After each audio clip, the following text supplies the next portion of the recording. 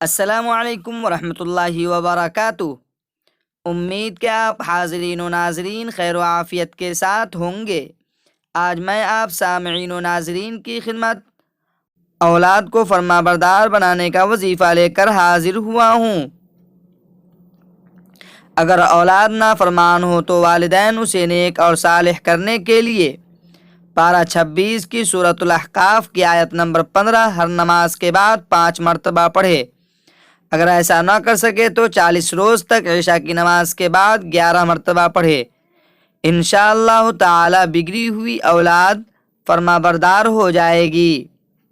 اعوذ باللہ من الشیطان الرجیم، بسم اللہ الرحمن الرحیم۔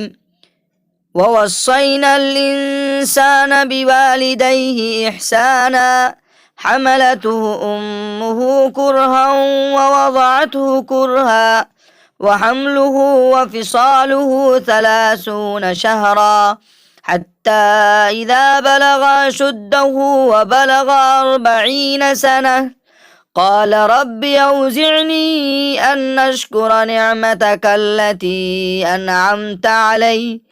أنعمت علي وعلى والدي وأن أعمل صالحا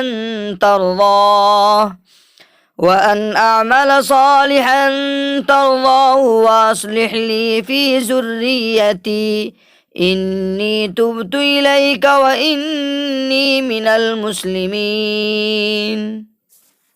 ترجمہ: اور ہم نے انسان کو اپنے والدین سے اچھا برتاؤ کرنے کا حکم دیا ہے۔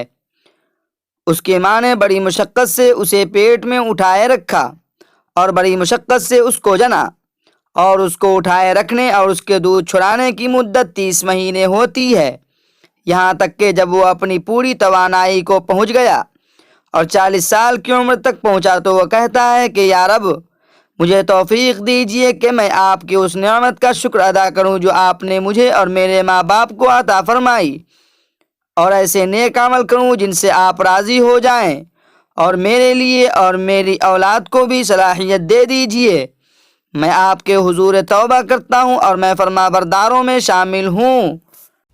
مزید اچھی اسلامک ویڈیوز دیکھنے کے لیے ہمارے چینل کو سبسکرائب کریں اور لوگوں تک شیئر کریں تاکہ آنے والی ویڈیوز آپ تک پہنچ سکے۔ جزاک اللہ خیرہ۔